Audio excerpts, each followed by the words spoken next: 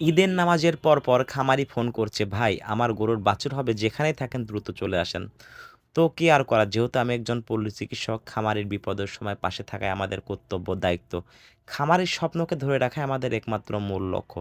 সম্মানিত দর্শক শ্রোতা, আসসালামু আলাইকুম, আশা করছি সকলে ভালো আছেন, আমিও ভালো আছি। আজকে আপনাদেরকে দেখাবো কিভাবে গাভীর নর্মাল ডেলিভারি করতে হয়। এই গাভীটার যে মালিক সে কিন্তু অলরেডি গাভীর ডেলিভারি করতে পারে, সে একজন পল্লী চিকিৎসক ছিল, তবে আগে ছিল, বর্তমানে সে আর চিকিৎসার সঙ্গে জড়িত নেই। তো এই গাভীটা যখন বাচ্চা হওয়ার সময় হচ্ছে, সে চেষ্টা করছে, যখন দেখছে একটু ব্যতিক্রম মাথাটা ঘুরে আছে, ওই জন্য উনি আর বাচ্চাটা ডেলিভারি করতে পারে নাই। আজকে আপনাদেরকে দেখাবো কীভাবে সঠিক পদ্ধতিতে বাচ্চা ডেলিভারি করবেন। যখনই দেখবেন কোনো বাচ্চা ঘুরে গেছে, চেষ্টা করবেন গোটা দ্রুত উঠায় দেওয়ার।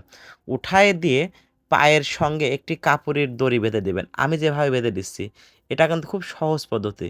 গরুটা খাড়া করে দিয়ে একটা পায়ের সঙ্গে দড়ি বেঁধে দেবেন, আবার ভিতরে হাত দিয়ে আরেকটি পা বের করবেন। ওর সঙ্গে আপনি পায়ের সঙ্গে একটি দড়ি অথবা কাপড়ের পাড়, আমি কিন্তু কাপড়ের পাড়টা বেশি বেঁধে করে দিই। এভাবে ভিতরে ঢোকায় দেবেন, ঢোকায় দিয়ে চেষ্টা করবেন মাথাটা কোথায় আছে মাথাটা ধরে সোজা করে নিয়ে আসার। যাই হোক, যখনই আমি পাটা ভেতরে ঢোকা দিলাম, গরুটা শুয়ে পড়ছে, এই জন্য আমার একটু কষ্ট হয়েছে, তবে ভেতরে গরুটা যখনই শুয়ে পড়ে তার আগ দিয়ে মাথাটা সোজা করে ফেলছিলাম।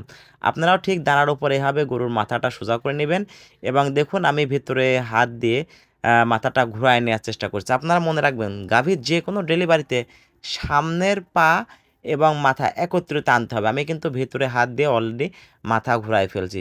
যেহেতু অনেক সময়ের ব্যাপার, সেহেতু বুঝতেই পারছেন ভেতরে মিউকাসের পরিমাণ কম থাকার কারণে আমি হাতের সঙ্গে কিছুটা শ্যাম্পু জড়ায় নিয়েছি।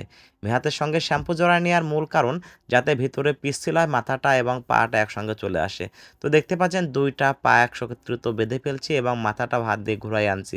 আল্লাহ তাআলার অশেষ রহমতে বাচ্চাটা ঘুরে গিয়েছে, ইনশাআল্লাহ টান দিলেই বাচ্চা হয়ে যাবে। তো আমি ২টা পা বেঁধে নিয়ে খামারিদেরকে বললাম, আপনারা টান দেন। আল্লাহ তাআলার অশেষ রহমতে বাচ্চাটি হয়ে গেল। আপনাদেরকে বলছি, আপনারা অবশ্যই ভিডিওটি লাইক, কমেন্ট, শেয়ার করে অন্য একজন প্রান্তিক খামারকে দেখার সুযোগ করে দিবেন। আল্লাহর অশেষ রহমতে বাচ্চা ও মাটা দুটোই সুস্থ, আলহামদুলিল্লাহ।